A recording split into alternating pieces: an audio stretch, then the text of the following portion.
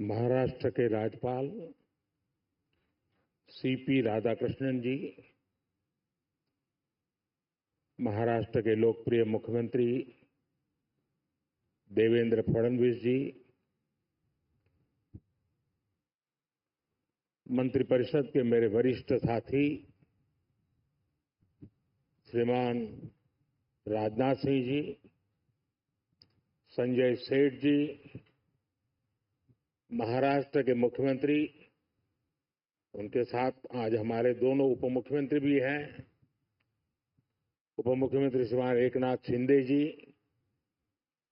Ajit Pawar ji, CDS, CNS, navy के सभी साथी, मझगांव डॉकयार्ड में काम करने वाले सभी साथी, अन्य अतिथिगण, देवी और सज्जनों, 15 जनवरी के दिन को आर्मी डे के रूप में भी मनाया जाता है। देश की रक्षा के लिए अपना जीवन समर्पित करने वाले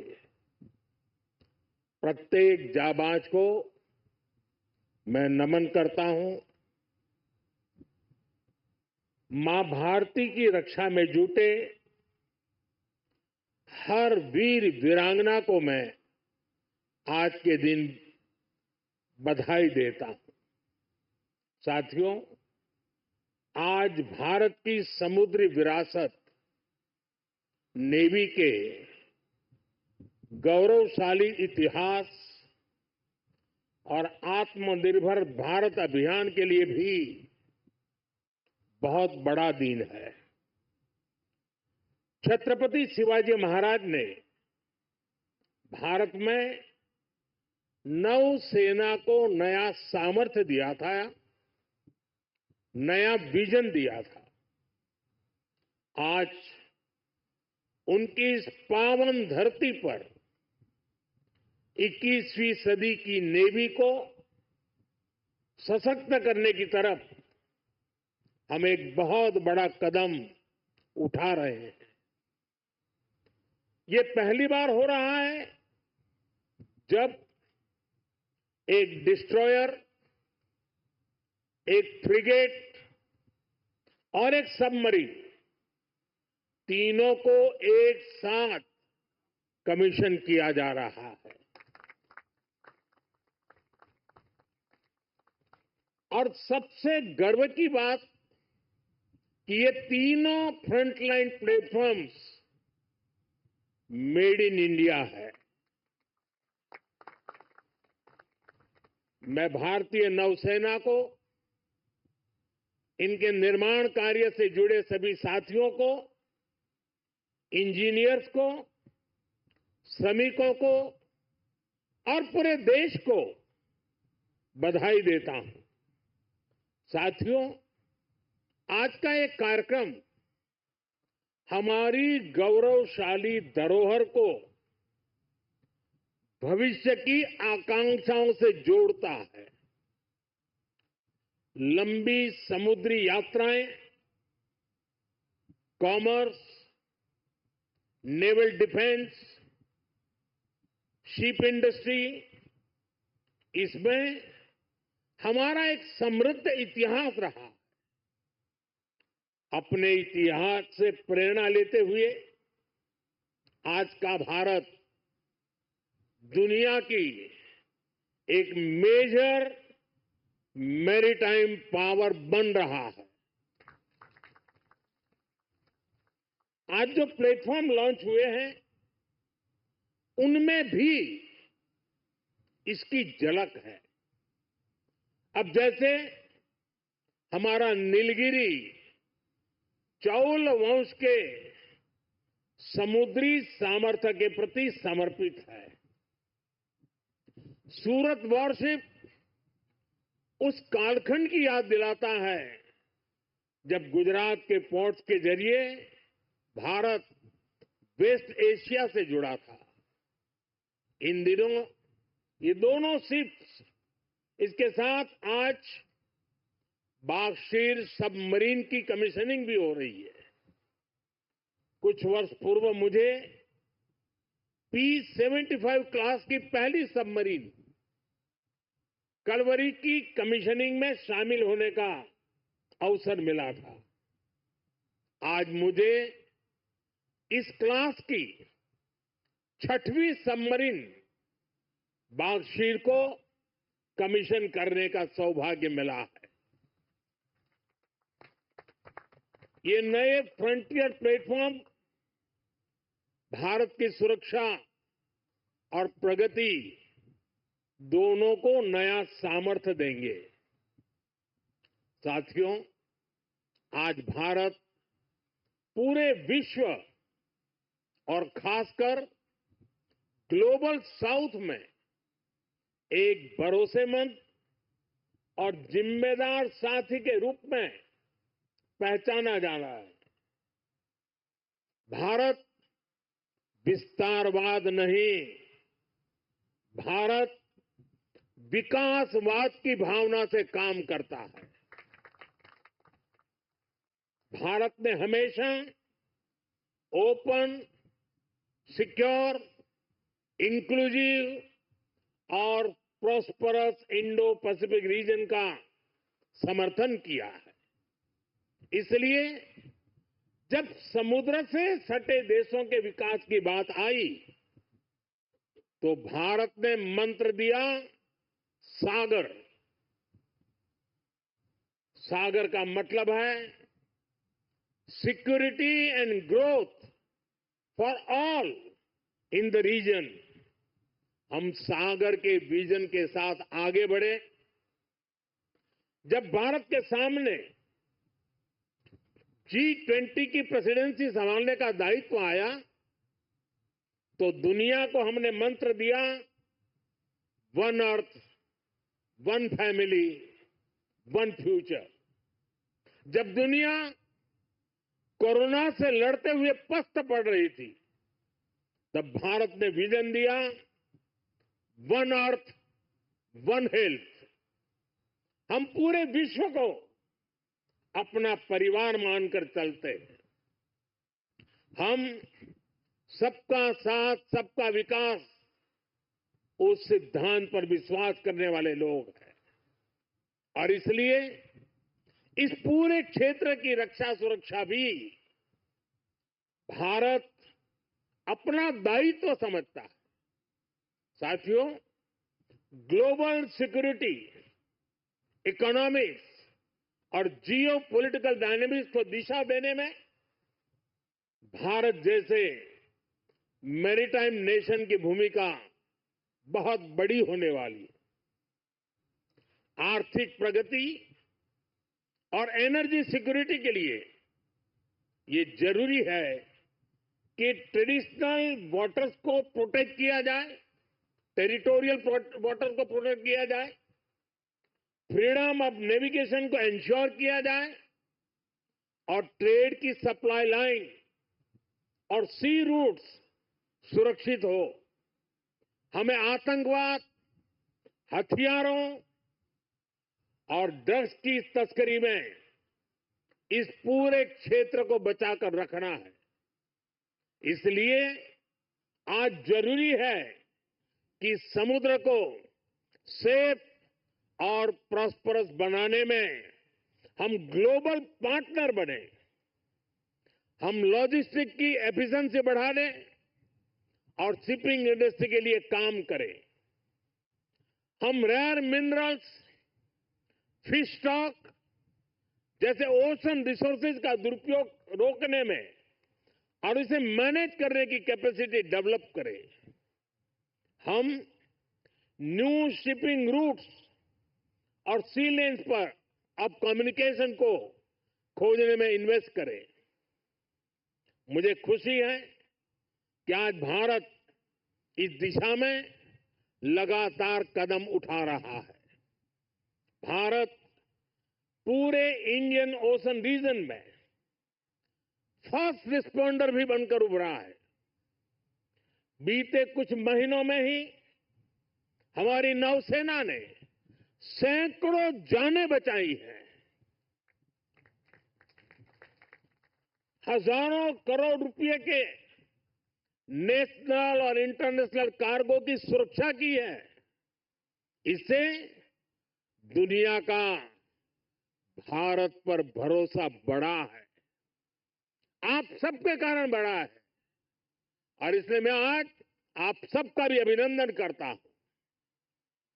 भारतीय नौसेना, कोस्ट गार्ड, उन पर यह लगातार भरोसा बढ़ता जा रहा है।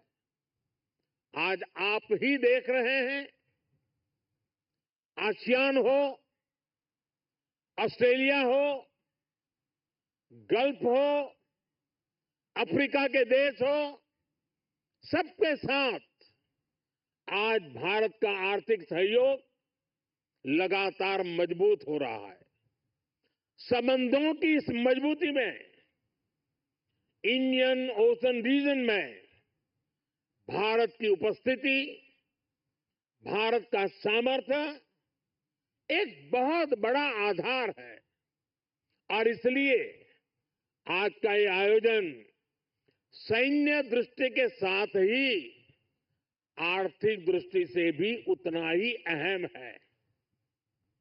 साथियों, 21वीं सदी के भारत का सैन्य सामर्थ्य भी अधिक सक्षम हो, आधुनिक हो, ये देश की प्राथमिकताओं में से एक है।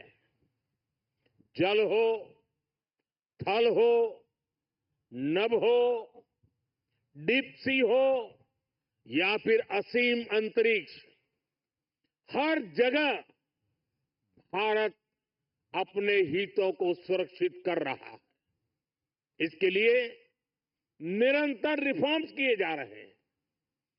चीफ ऑफ डिफेंस स्टाफ का गठन ऐसा ही एक रिफॉर्म है। हमारी सेनाएं और अधिक एफिशिएंट हो, इसके लिए थिएटर कमांड की दिशा में भी भारत आगे बढ़ रहा है। साथियों, पिछले 10 साल में जिस तरह भारत की तीनों सेनाओं ने आत्मनिर्भरता के मंत्र को अपनाया है, वो बहुत ही सराहनीय है। संकट के समय दूसरे देशों पर भारत की निर्भरता कम से कम हो, इस गंभीरता को समझते हुए आप सभी इस काम को आगे बढ़ा रहे हैं, नेतृत्व दे रहे हैं। हमारी सेनाओं ने 5,000 से ज्यादा ऐसे साजो सामान और उपकरणों की लिस्ट तैयार की है जो अब वो विदेशों से नहीं मंगाएगी। जब भारत का सैनिक भारत में बने साजो सामान के साथ आगे बढ़ता है तो उसका आत्मविश्वास भी कुछ अलग ही होता है।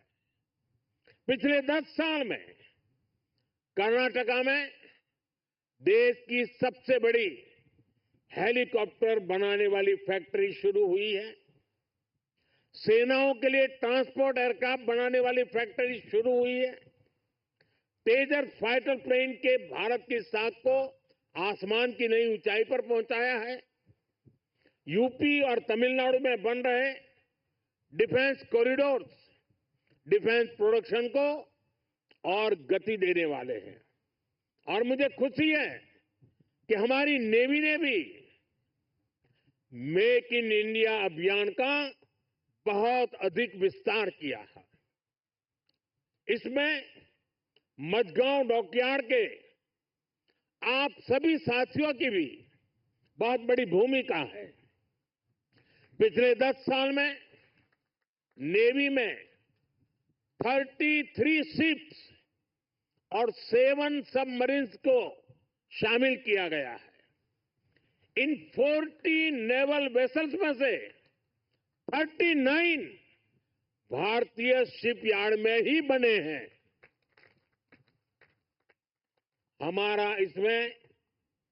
हमारा भव्य विराट आईएनएस विक्रांत एयरक्राफ्ट कैरियर और आईएनएस अरिहंत और आईएनएस अरिघात जैसी न्यूक्लियर सबमरीन भी शामिल है। मेक इन इंडिया उसको ऐसी गति देने के लिए मैं देश की तीनों सेनाओं को हृदय से बहुत बहुत बधाई देता हूं। आज भारत का डिफेंस प्रोडक्शन 1.25 लाख करोड़ रुपए से ज्यादा हो चुका है। हम 100 से ज्यादा देशों को डिफेंस इक्विपमेंट एक्सपोर्ट कर रहे हैं। मुझे विश्वास है आपके सहयोग से आज भारत तेजी से अपने डिफेंस सेक्टर का कायाकल्प करके दिखाएगा। साथियों, मेक इन इंडिया से भारत की सेनाओं का सामर्थ्य बढ़ने के साथ ही आर्थिक प्रगति के नए द्वार भी खुल रहे हैं। जैसे एक उदाहरण शिप बिल्डिंग इकोसिस्टम का है। आप में से बहुत से लोगों को पता होगा, एक्सपर्ट भी कहते हैं शिप बिल्डिंग में जितना इन्वेस्ट किया जाए उसका 2 गुना पॉजिटिव इंपैक्ट इकोनॉमी पर पड़ता है। यानी अगर हम शिप बिल्डिंग में 1 रुपये लगाते हैं तो इकोनॉमी में 1 रुपया 82 पैसे के आसपास सर्कुलेशन होता है। अब सोचिए, अभी देश में 60 बड़े शिप्स अंडर कंस्ट्रक्शन है। इनकी वैल्यू 1.5 लाख करोड़ रुपए के आसपास है। यानी इतना पैसा लगाने से करीब 3 लाख करोड़ रुपए का सर्कुलेशन हमारी इकोनॉमी में होगा। और रोजगार के मामले में तो इसका 6 गुना मल्टीप्लायर इफेक्ट होता है। जहाजों का ज्यादातर सामान, ज्यादातर पार्ट्स देश के एमएसएमई से ही आता है। इसलिए अगर 2000 वर्कर एक जहाज बनाने के काम में लगते हैं तो दूसरी इंडस्ट्री में जो एमएसएमई सप्लायर है उस एमएसएमई सेक्टर में करीब 12,000 रोजगार बनते हैं। साथियों, आज भारत दुनिया की तीसरी बड़ी इकोनॉमी बनने की तरफ तेजी से आगे बढ़ रहा है। हमारी मैन्युफैक्चरिंग, हमारी एक्सपोर्टिंग कैपेसिटी भी लगातार बढ़ रही है। आने वाले सालों में सैकड़ों नए शिप्स की, नए कंटेनर्स की जरूरत भारत को होगी। इसलिए पोर्ट लेड डेवलपमेंट का मॉडल हमारी इकोनॉमी को गति देने वाला है, रोजगार के हजारों नए मौके बनाने वाला है। साथियों, इस क्षेत्र में कैसे रोजगार बढ़ रहा है, इसका एक उदाहरण सी फेरर्स की संख्या भी है। 2014 में भारत में सी फेरर्स की संख्या 1.25 लाख से भी कम थी। आज ये 2 गुने से भी अधिक बढ़कर लगभग 3 लाख तक पहुंच चुकी है। आज भारत सी फेरर्स की संख्या में विश्व में टॉप 5 में आ गया है। साथियों, हमारी सरकार का तीसरा कार्यकाल अनेक बड़े निर्णयों के साथ शुरू हुआ है। तेज गति से हमने नई नीतियां बनाई हैं। देश की जरूरतों को देखते हुए नए कार्य शुरू किए हैं। देश के हर कोने, हर सेक्टर का विकास हो, इस लक्ष्य के साथ हम चल रहे हैं। पोर्ट सेक्टर का विस्तार भी इसका ही हिस्सा है। हमारे तीसरे टर्म के पहले बड़े फैसलों में से था महाराष्ट्र के वाढवण पोर्ट को मंजूरी।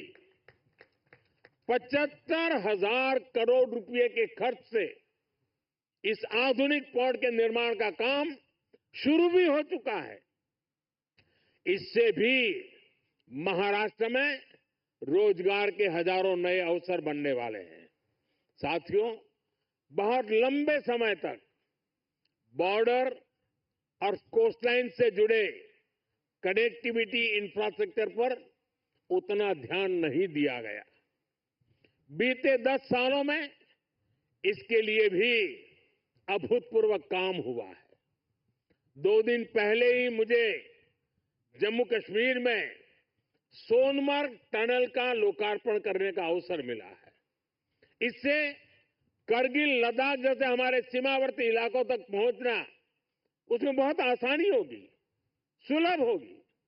पिछले साल अरुणाचल प्रदेश में सेला टनल का लोकार्पण हुआ है। ये एलएसी तक हमारी सेना की पहुंच को आसान बना रही है। आज शिंकुल्ला टनल और जोजिना टनल जैसे अनेक क्रिटिकल इंफ्रास्ट्रक्चर पर तेजी से काम चल रहा है। भारत माला परियोजना से बॉर्डर एरिया में शानदार नेशनल हाईवे का नेटवर्क बनाया जा रहा है। वाइब्रेंट विलेज प्रोग्राम आज बॉर्डर के गांवों के विकास में अहम भूमिका निभा रहा है। बीते दशक में अपने दूर सुदूर के आइलैंड्स पर भी हमने फोकस किया है। जहां कोई भी नहीं रहता, उन आइलैंड्स की भी रेगुलर मॉनिटरिंग की जा रही है। इतना ही नहीं, अब उस आइलैंड की नई पहचान भी बनाई जा रही है, उन्हें नया नाम दिया जा रहा है। इतना ही नहीं, हिंद महासागर में समुद्र तल पर भी जो समुद्री पर्वत या सी माउंट है, उनका भी नामकरण किया जा रहा है। पिछले साल भारत की पहल पर इंटरनेशनल संस्था ने 5 ऐसे स्थानों को नाम दिए हैं। हिंद महासागर में अशोक सी माउंट, हर्षवर्धन सी माउंट, राजराजा चोल सी माउंट, कल्पतरु रीज और चंद्रगुप्त रीज भारत का गौरव बढ़ा रहे हैं। साथियों, हम सब जानते हैं भविष्य में असीम अंतरिक्ष और डीप सी दोनों का कितना महत्व है। इसलिए आज स्पेस और डीप सी दोनों जगह भारत अपनी क्षमताओं को बढ़ा रहा है। हमारा समुद्रयान प्रोजेक्ट वैज्ञानिकों को समंदर में 6000 मीटर की उस गहराई तक ले जाने वाला है जहां कुछ ही देश पहुंच पाए हैं। यानी भविष्य की किसी भी संभावना पर काम करने में हमारी सरकार कोई कसर बाकी नहीं छोड़ रही है। साथियों, 21वीं सदी का भारत पूरे आत्मविश्वास के साथ आगे बढ़े, इसके लिए ये बहुत जरूरी है कि हम गुलामी के प्रतीकों से भी मुक्त हो। और हमारी नौसेना ने इसमें भी नेतृत्व दिखाया है। नौसेना ने अपने ध्वज को छत्रपति शिवाजी महाराज की गौरवशाली परंपरा से जोड़ा है। नेवी ने एडमिरल रैंक के एप्लेट भी छत्रपति शिवाजी महाराज की परंपरा के अनुसार रिडिजाइन किए हैं। मेक इन इंडिया का अभियान, भारत की आत्मनिर्भरता का अभियान भी गुलामी की मानसिकता से मुक्ति को बढ़ावा देता है। मुझे विश्वास है आप सभी ऐसे ही देश को गौरव से भरे पल देते रहेंगे। हर वो काम जो भारत को विकसित बनाने में योगदान दे, वो हमें मिलकर करना है। हमारे दायित्व अलग हो सकते हैं, लेकिन सबका ध्येय एक ही है, विकसित भारत। आज जो ये नए फ्रंटियर प्लेटफॉर्म देश को मिले हैं, इनसे हमारे संकल्प को मजबूती मिलेगी। और साथियों, जरा हल्की फुल्की बात करनी है तो मेरा अनुभव रहा है, मैं सेना के जितने भी कार्यक्रमों में गया हूं, अगर खाने में सबसे उत्तम व्यवस्था किसी में है तो नेवी में है।